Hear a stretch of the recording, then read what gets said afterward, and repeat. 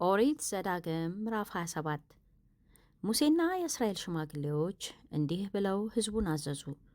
ዛሬ ያዘዝኳችሁን ትእዛዝ ሁሉ ጠብቁ። አምላክህ እግዚአብሔር ወደሚሰጥህ ምድር ዮርዳኖስን በተሻገርክ ጊዜ ታላላቅ ድንጋዮችን ለአንተ አቁም፣ በኖራም ምረጋቸው።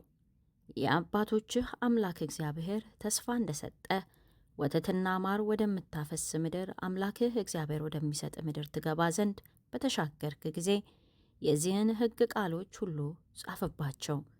ዮርዳኖስንም በተሻገርክ ጊዜ ዛሬ እንዳዘዝኩ እነዚህን ድንጋዮች በጌባል ተራራ አቁም፣ በኖራም ምረጋቸው።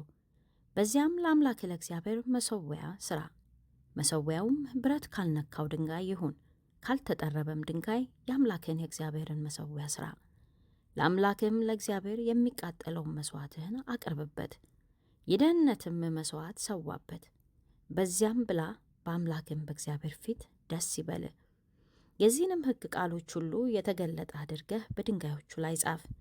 ሙሴና ሌዋውያን ካህናት ለእስራኤል ሁሉ እንዲህ ብለው ተናገሩ። እስራኤል ሆይ ዝም ብላችሁ አድምጡ። ዛሬ የአምላክህ የእግዚአብሔር ሕዝብ ሆነሃል። ለአምላክህም ለእግዚአብሔር ቃል ታዘዝ። ዛሬም የማዝህን ትእዛዙን ሥርዓቱን አድርግ። ሙሴም በዚያን ቀን እንዲህ ብሎ ሕዝቡን አዘዘ። ዮርዳኖስን በተሻገራችሁ ጊዜ ሕዝቡን ይባርኩ ዘንድ እነዚህን ስምዖንና ሌዊ፣ ይሁዳና ይሳኮር፣ ዮሴፍና ብንያም በገሪዛን ተራራ ላይ ይቁሙ።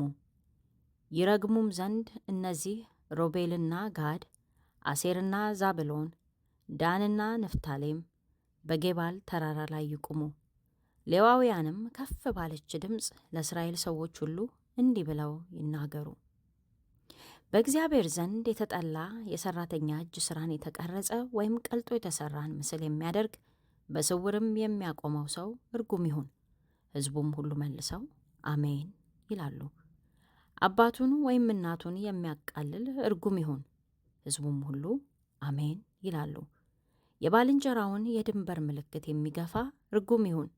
ሕዝቡም ሁሉ አሜን ይላሉ። እውሩን ከመንገድ ፈቀቅ የሚያደርግ ርጉም ይሁን። ሕዝቡም ሁሉ አሜን ይላሉ።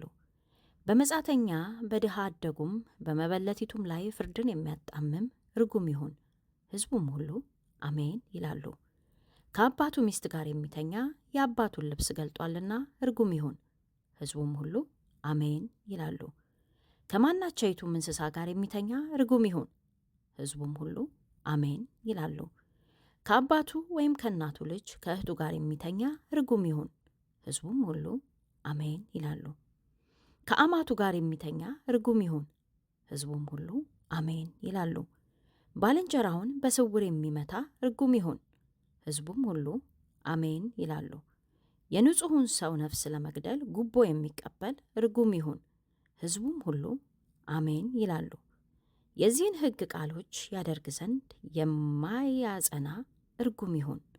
ሕዝቡም ሁሉ አሜን ይላሉ።